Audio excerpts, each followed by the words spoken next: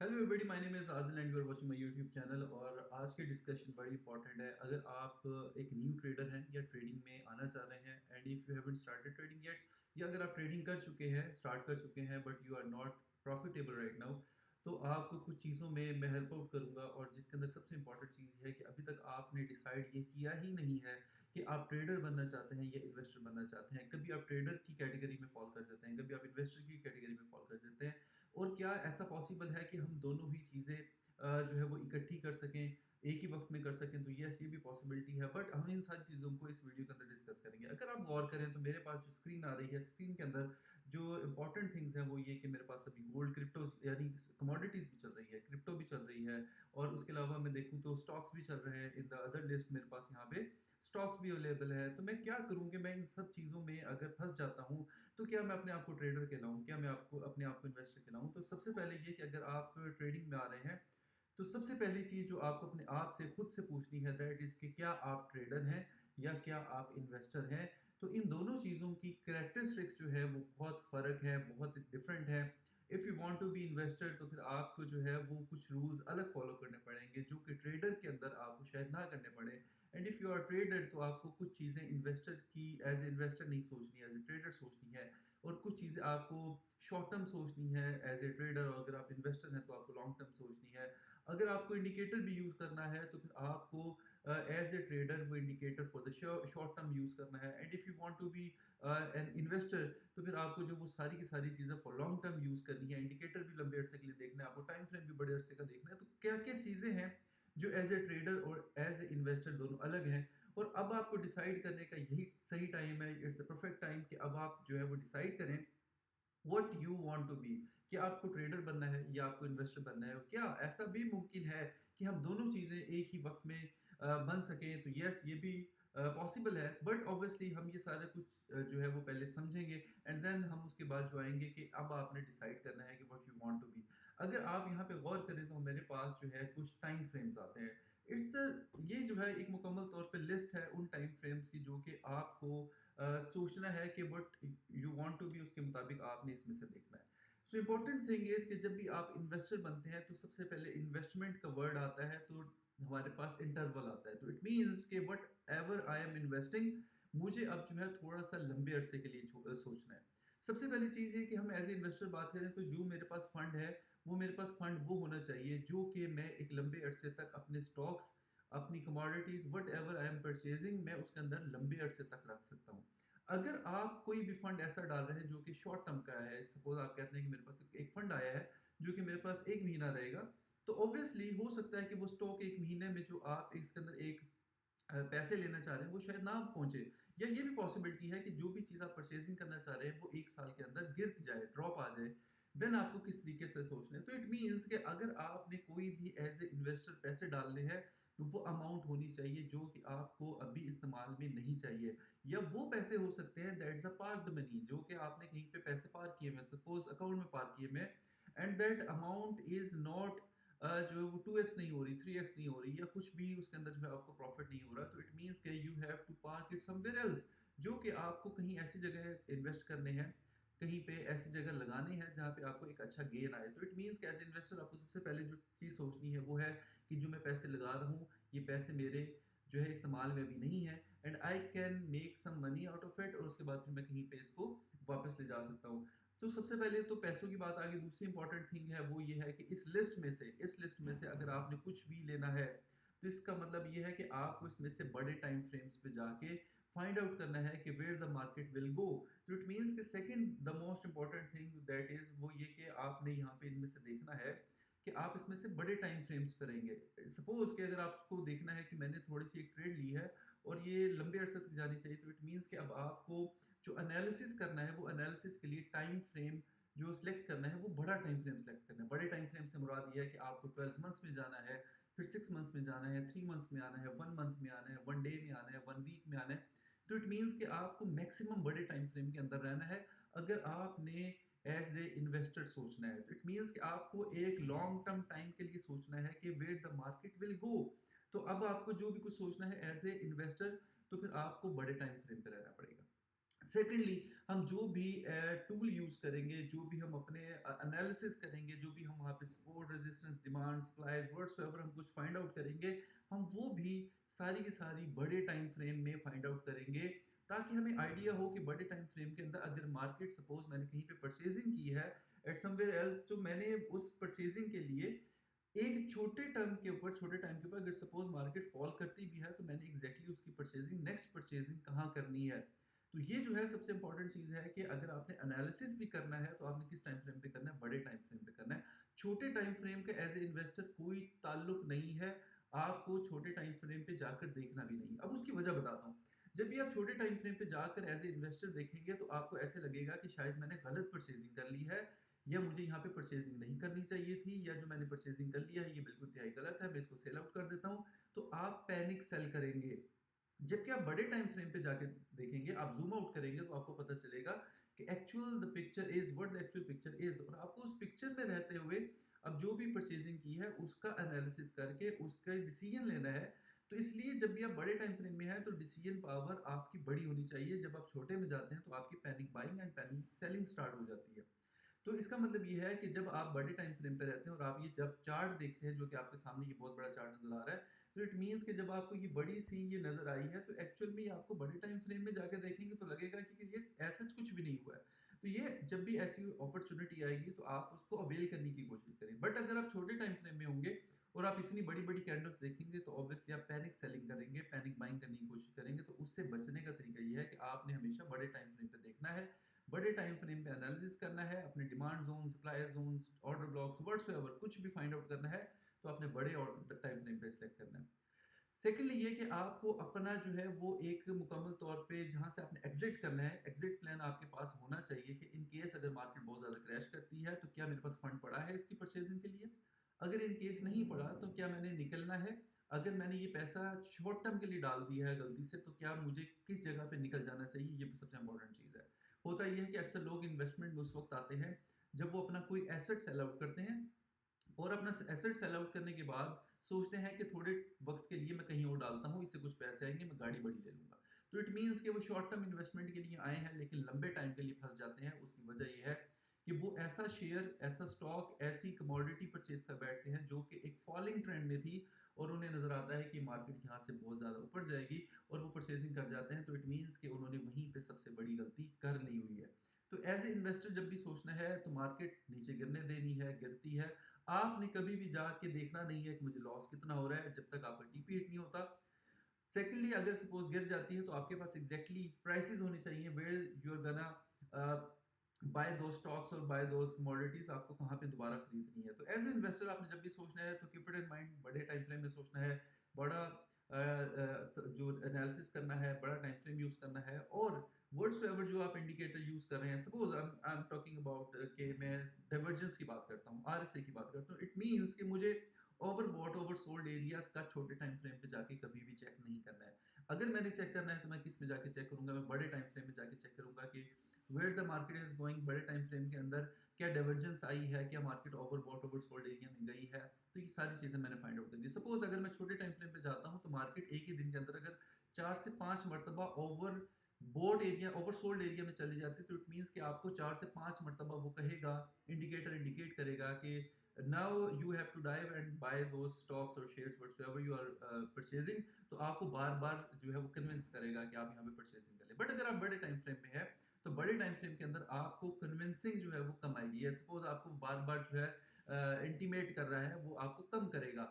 और वो कम ऐसे करेगा कि आप बड़े टाइम फ्रेम पे है, बड़े टाइम फ्रेम पे, और जो आपका इंडिकेटर है वो ट्वाइस और थ्राइस अ वीक या मंथ करेगा। इट मींस कि आपको पूरे महीने में 2 या 3 मरतबा अपॉर्चुनिटी देगा कि अब मैं ओवर सोल्ड एरिया में हूँ तो काइंडली परचेजिंग कर लें, या ओवर बोट एरिया में अगर आप सेल करना चाहते हो तो यहाँ कर सकते हैं। तो इट मींस कि आपको बार बार इंटीमेट नहीं करेगा। तो आपने क्या करना है, हमेशा बड़े टाइम फ्रेम पे रहना। Now let's talk about as a trader.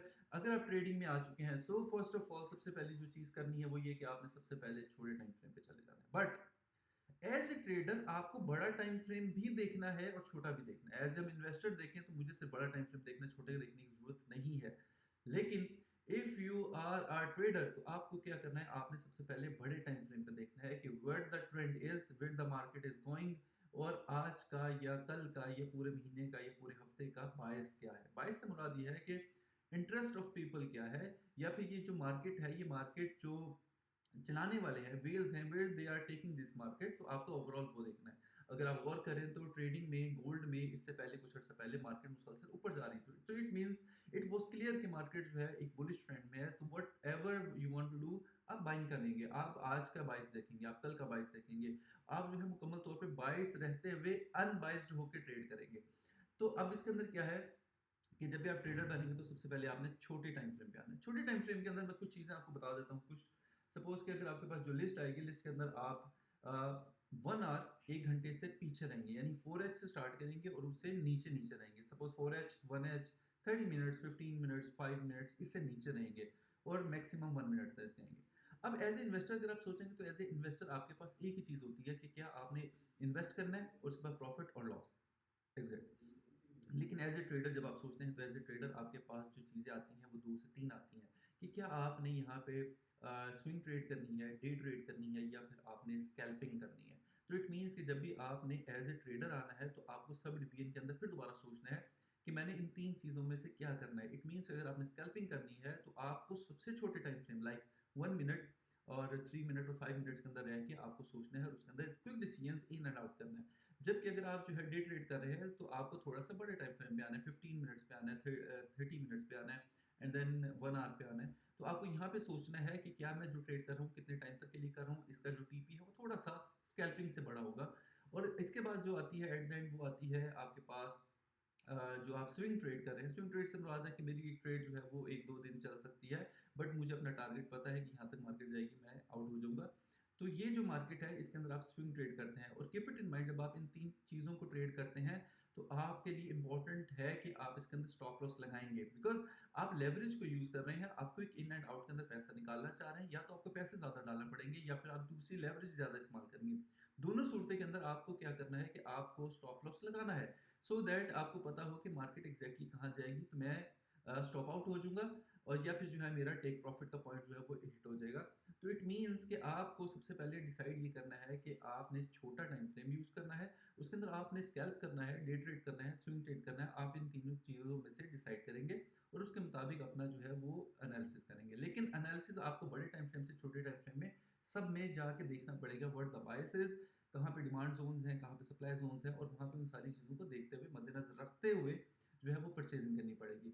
Now the important thing is कि जब आप छोटे टाइम फ्रेम में आते हैं, तो आपको क्या करना है कि आपको जो एनालिसिस करना है, वो भी छोटे टाइम फ्रेम का करना है। इट मीन्स कि आपको 1, 3, 5, 15 और उसके बाद 30 मिनट्स और 1 घंटा इसके अंदर जाके अपनी demand zones, supply zones, support resistance की लाइन्स और ये सारी की सारी चीज़ें फाइंड आउट करनी है कि where the market is going, and और उसके बाद आपने एनालिसिस करके आपने ट्रेड में एंट्री लेनी है। और एंट्री लेने से पहले आपको ये पता होना चाहिए कि what your exact point is, कि आपने जो प्रॉफिट लेना है वो कहाँ लेना है, और अगर आपने लॉस लेना है तो वो कहाँ लेना है। तो एग्जैक्टली आपको एज ए ट्रेडर पता होना चाहिए।